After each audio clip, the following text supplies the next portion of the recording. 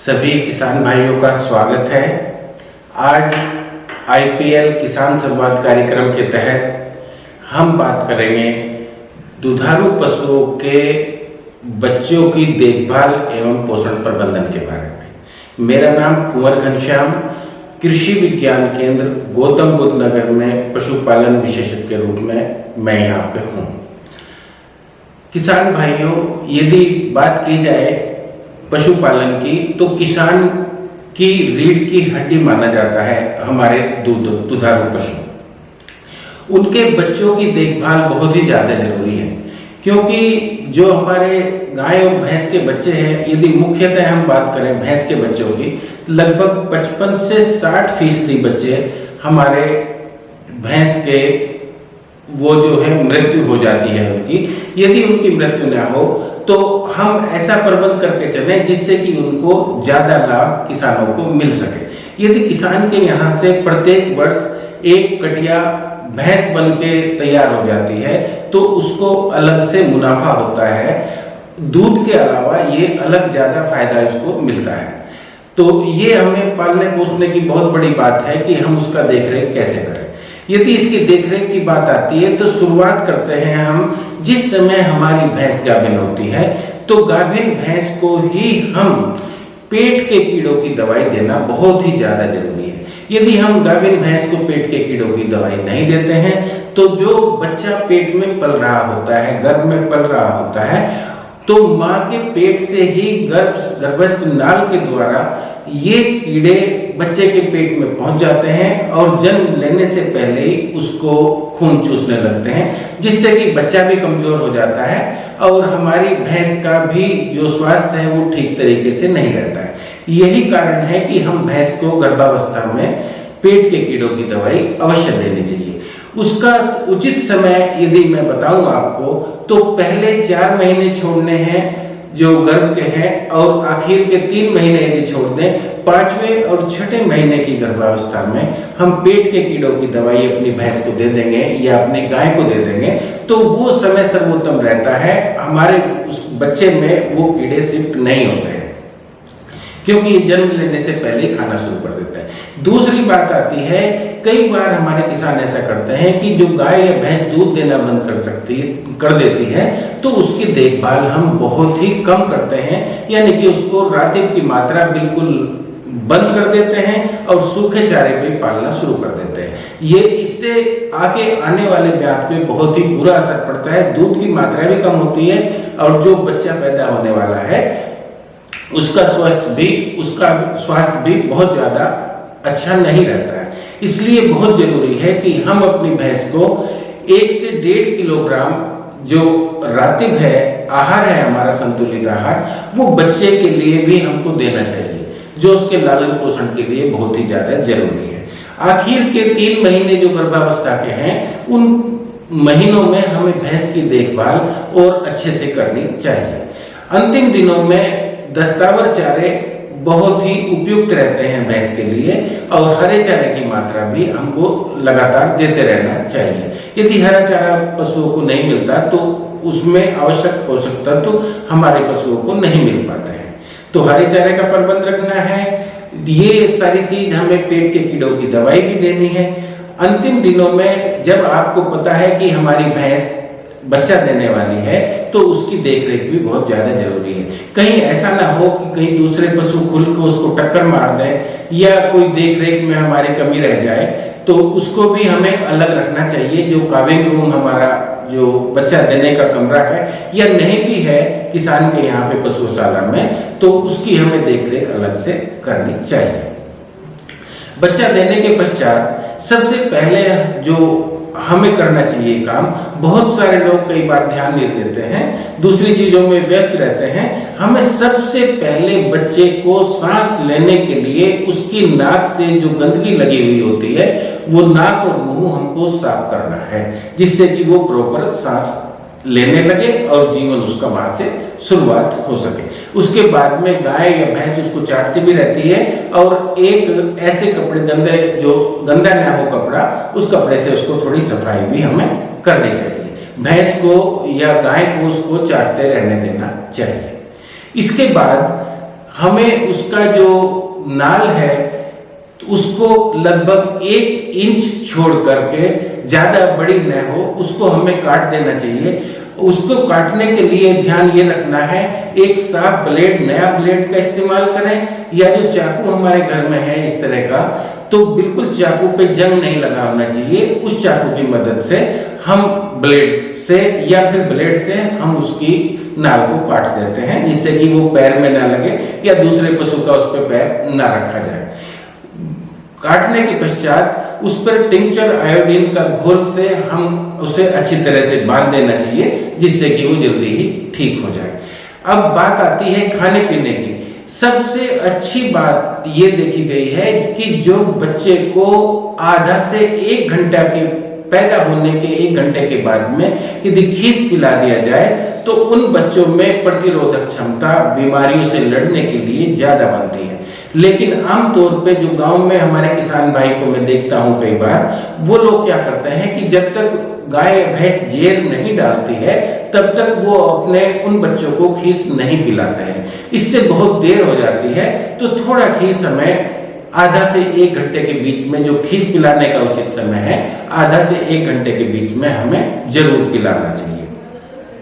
दूसरा, यदि आधा से 1 घंटे के बाद में दूसरा यदि बात आती है तो 2 से 3 घंटे के अंतराल पे भी आप पिला सकते हैं।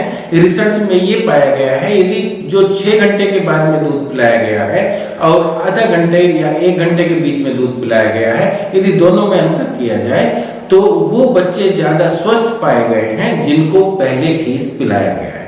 ये खीस क्या होता है? जो पहले 3 दिन का उस समय पे जो दूध देती है भैंस बच्चा देने के बाद में, उसको हम कोलेस्ट्रम या खीस बोलते हैं। इसमें बहुत ही पोषक तत्व ज्यादा होते हैं और ये जो प्रतिरोधक क्षमता है बच्चे में, उसमें ये ज्यादा पैदा होती है। प्रतिरोधक क्षमता, एंटीबॉडीज इससे शरीर के अंदर बनती रहती है। तो खीस पिलाना बहुत ही ज्यादा जरूरी है। खीस के अंदर प्रोटीन की मात्रा ज्यादा होती है। उस प्रोटीन की मात्रा में केसिन है, एल्ब्यूमिन है, ग्लोबुलिन है और मिनरल्स की मात्रा बहुत ज्यादा होती है।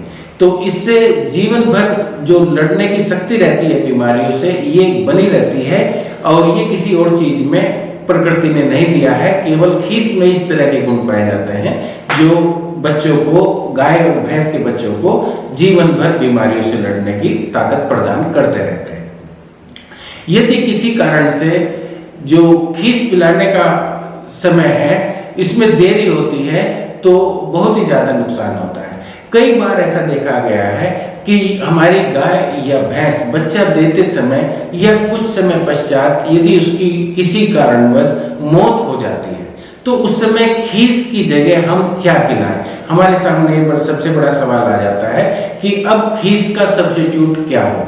तो उसके लिए वैज्ञानिकों ने खोज किया है, लगभग 700 ग्राम जो संपूर्ण मिल्क है हमारा, किसी दूसरी भैंस का दूध लेंगे और उसमें लगभग 200 से 250 मिलीलीटर, लगभग 1 पाव हम पानी की मात्रा अच्छी तरह से उसमें मिलाएंगे।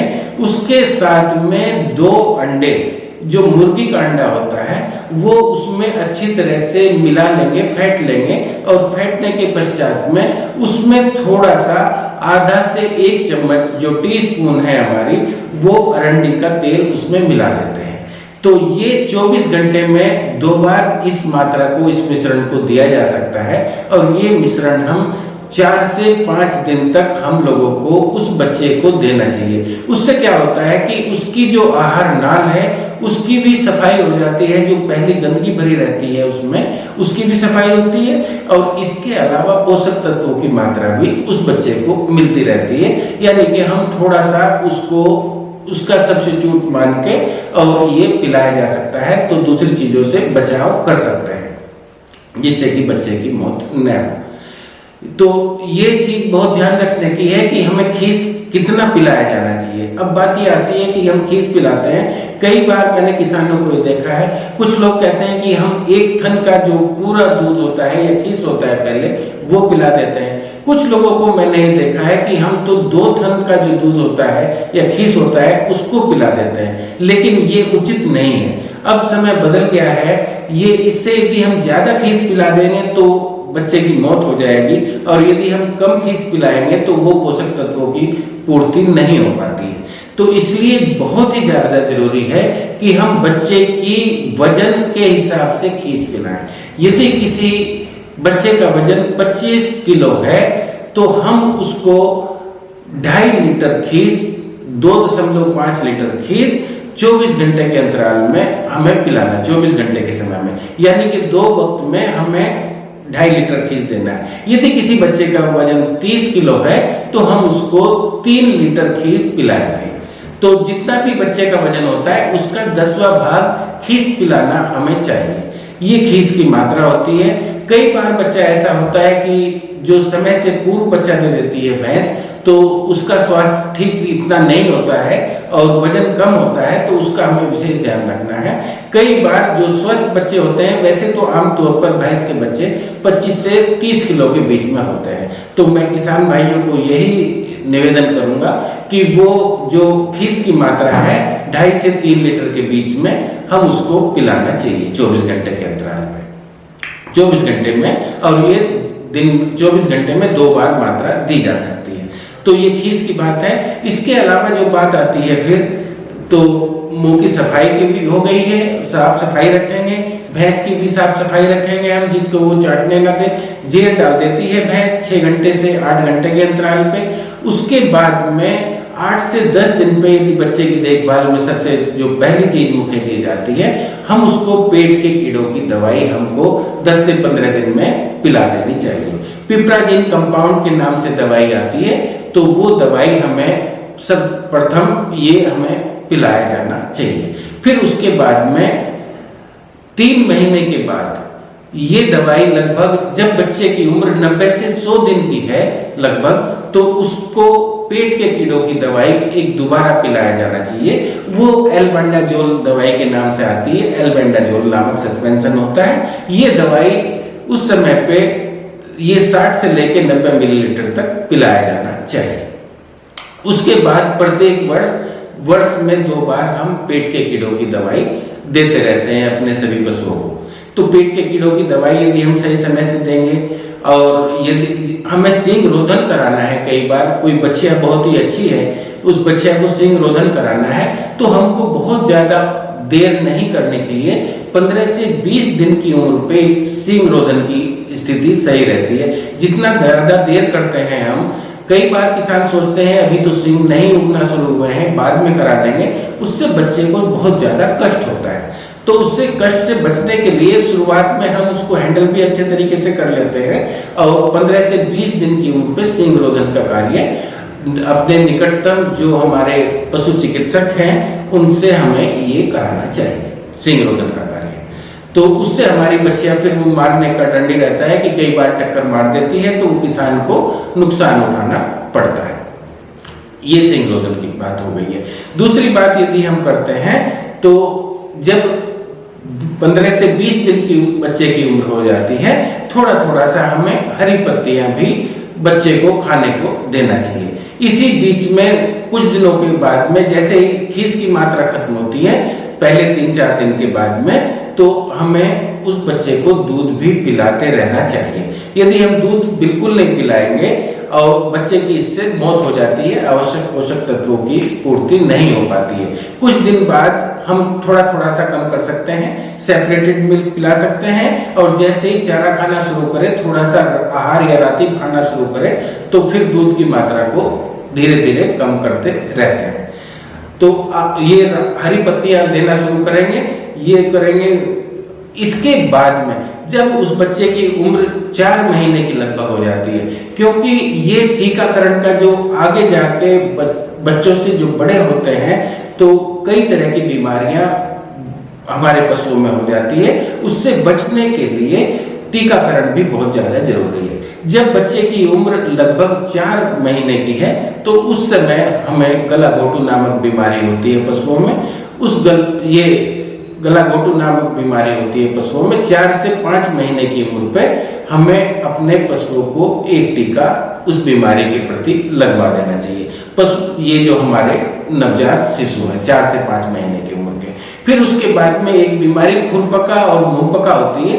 ये बीमारी ऐसी होती है कि ये भी बहुत खतरनाक बीमारी है। जिस तरह से गलाघोटू बीमारी है, गलाघोटू बीमारी में पशु की मौत हो जाती है, लगभग 90 से 95% पशु हमारे मर जाते हैं। हमें शुरुआत में ध्यान ये रखना है कि उसका टीकाकरण हम शुरुआत से करा दें। इसी तरह से एक दूसरी बीमारी है जिसका नाम है खुरपका मुंहपका। इसके लिए भी टीकाकरण होता है और हमें इसी लगभग उम्र पर 4 से 6 महीने की उम्र के बीच में इसका 1 महीने का दोनों में अंतराल रखेंगे तो ये भी टीका लगवा देना चाहिए। जहां तक गलाघोटू वाले की बात है, गलाघोटू का टीकाकरण की, ये बरसात से 1 महीना यदि पहले लगाया जाए तो इसका असर बहुत ही रिजल्ट बहुत ही अच्छे रहते हैं, वो उपयुक्त समय है। ये 2 टीके हैं, यदि आप टीकाकरण कराएंगे तो वो आगे तक सही रहेगा। इसकी जो खुरपका मुंहपका है उसका 1 महीने से 40 दिन के अंतराल पे बूस्टर डोज भी लगवा दे तो ज्यादा उचित रहता है। एक बीमारी पशुओं में ऐसी होती है जो खास तौर से गाय में होती है, ये गर्भपात की समस्या, जो ब्रुसेलोसिस कहते हैं, संक्रामक गर्भपात। तो ये एक ऐसी बीमारी है जो केवल बछिया में ही टीका लगता है। यदि एक बार उस समय पे हमने टीका नहीं लगवाया तो आजीवन ये समस्या गर्भपात की हमारे जो गाय में बनी रहती है। उसका उचित समय है कि 4 से 8 महीने की अवस्था पे हमें जीवन में बछिया को एक ही बार टीका लगवाना चाहिए, जिससे कि ये बीमारी हमारे पशुओं में न हो। ये बहुत ही हमारे नुकसानदायक बीमारी है। कई बार पशुओं को इस तरह की यदि समस्या आती है तो किसान को इससे बहुत घाटा उठाना पड़ता है, बहुत नुकसान में चले जाते हैं। तो धीरे धीरे करके यदि पशुपालन में हम अपने जो गाय और भैंस के बच्चे हैं उनकी देखरेख करेंगे तो मैं समझता हूं कि जो 3 साल में, 2.5 से 3 साल में एक बच्चे से जो पूरी भैंस या एक जो गाय बन के तैयार होती है, आजकल काफी कीमत है। प्रत्येक वर्ष यदि किसान के यहाँ से इस तरह से एक पशु दूध के अलावा जो दूध का उत्पादन हुआ है उससे यदि ये आमदनी होती है तो किसान भाइयों को ज्यादा लाभ रहता है। बहुत बहुत नमस्कार।